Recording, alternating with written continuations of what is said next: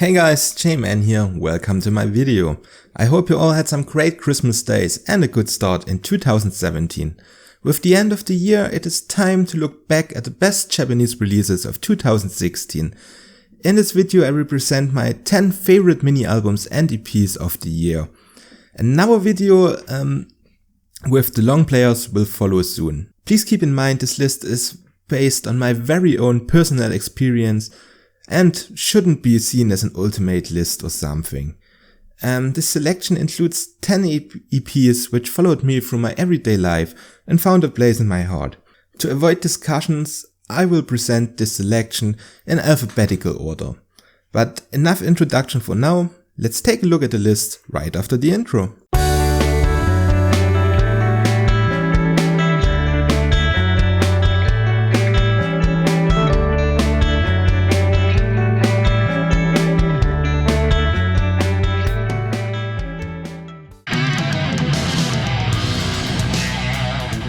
As you can see, I want to start with a few honorable mentions, which I didn't either listen enough or which just didn't quite make it into my top 10.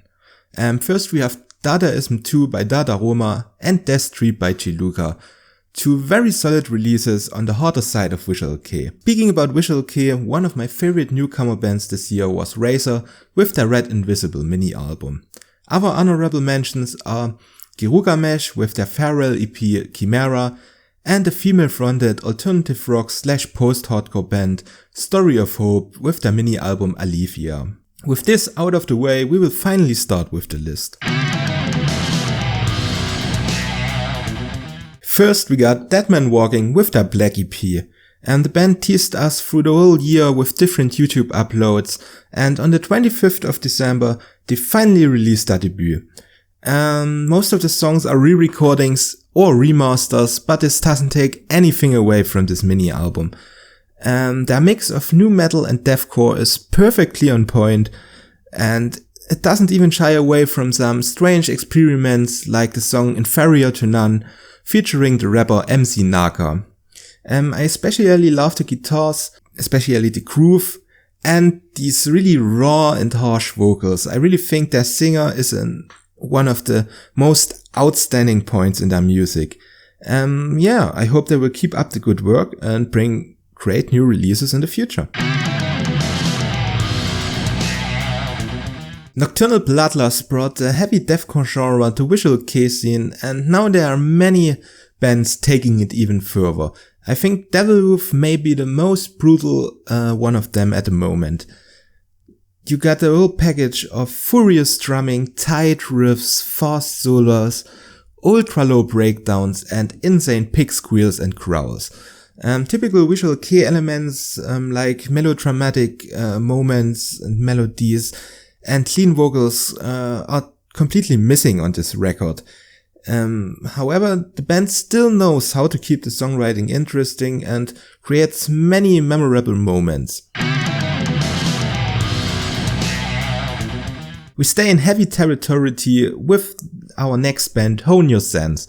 The group already made a name for themselves in the West by joining the Wacken Open Air Metal Battle and releasing their first mini album Absolute Senses in 2014.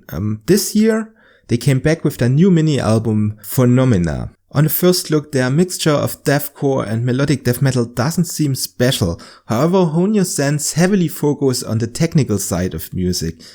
Ultra fast guitar play, unconventional rhythm patterns, and thoughtful solos place them at the top of the scene. I think Broken Toys and Attic may be one of the best extreme metal songs that I heard in 2016. Keep Your Hands Off My Girl are around since 2011, but this year they really nailed it with their new Place Away EP. The band found their own place between typical power rock bands from Japan like One OK Rock or My First Story and modern post-hardcore bands with pop influences like We Came As Romance. You will find melodic radio singles like Nocticula next to deathcore inferno or metalcore inferno like Drama Queen. The flexibility of their singer is incredible. He manages everything from sweet clean vocals to powerful shouts and harsh vocals. The band knows perfectly how to find a balance between catchy melodies and energetic guitar riffs. I have to say, this was one of the biggest surprises for me this year. Sure, ZēTēS doesn't add much to the sound of Nocturnal Bloodlust, but these guys know exactly their strengths and used them to full extent. And the band became one of the most popular visual kei bands for a reason. Once again, they created a release full of scene hits like the catchy Malice Against or the groove monster NG+. You will find anything from mosh parts to melodic sing-alongs. On top of the new songs, they also re-recorded their two band classics, Rebellion and A Bullet of Skyline, from their 2012 EP Ivy. Especially A Bullet of Skyline, it was always one of my favorite tracks, and it's nice to hear the song with a better production. Personally, I'm a big fan of post-rock bands like Tundra, Mono or Frames. I didn't hear of the Tokyo-based group Ovum yet, which had their first release back in 2007. Their latest EP, Nostalgia, took me completely by surprise. The mini-album features 3 perfectly executed instrumental songs with perfect build-ups and well-placed melodies. 2 of the tracks are over 10 minutes long, but still keep the attention of the listener from start to finish. One of the reasons for this may be their addition of some metallic outbreaks, which add some additional depth to their rich songwriting. I can fully recommend Nostalgia to every fan of experimental rock music. Pelican Fanclubs are one of the bands which I discovered through my weekly Japanese music series. For Elite is still one of my favorite Japanese rock songs of 2016, and the rest of their mini-album OK Ballad may be a bit calmer, but there are still plenty of other highlights, like the dreamy Ophelia or the crossover-influenced Setsume. It's hard to believe that Pelican Fanclub are around since 2012, and I miss them until now. These guys find the right balance between this calculated pop-rock style and this unpredictable rock-and-roll spirit. Definitely looking forward to their future works.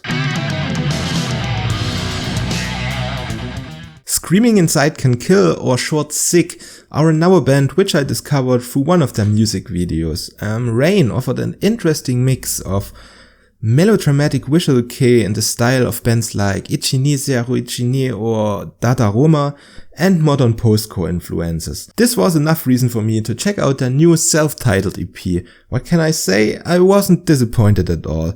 I'm sure the clean vocals may be such a hate it or love it thing, but the instrumentation is just perfectly on point. And the band knows how to keep the contrast between aggressive parts and melodic moments while keeping at the same time the song streamlined and memorable. I would say for such a young band, this release was really impressive, and I'm definitely looking forward to see in which directions they will go in the future. Sleepless may be the most played mini-album of the year. Maybe you remember my Pick 5 Touhou metal video where I introduced you to silently shooting Traitors and their popular singer Shuhei, which is a big name in the Japanese Utaite scene. This mini-album features their first independent works which aren't rearrangements of Touhou songs. There are 6 post-hardcore songs which are really close to perfection, and I think they are exceptionally well forged around this unique voice of Shuhei. I'm sure the ultra catchy Manipulate may be the song that stand out most, but the other tracks are on the same high level. All we can do now is hope for a complete full album somewhere in the next years. For my last pick, we return to extreme music with the split CD between Victim of Deception and Last Daydream. I have my eyes on Victim of Deception since quite a while, and it's just amazing to see how much these guys improved so far. Their side of the CD offers 3 powerful deathcore songs with dynamic songwriting and some pretty technical parts. I think Victim of Deception are definitely on top of their game, however their split partners don't really need to hide behind them. Last Daydream later focus more on the melodic side by including these typical Japanese melo death metal elements. but this doesn't make them less brutal. All in all, a very well-rounded release and collaboration between these two amazingly talented artists. This being said, we already came to the end of this list. I hope you enjoyed this video, and if you did, please leave me a like. I'm especially interested in your opinion, and yeah, so feel free to leave your favorite mini albums and EPs of the year in the comments. As always, for more content about Japanese music, you can subscribe to my channel or follow me on Twitter. So, thanks again for watching and have a great day.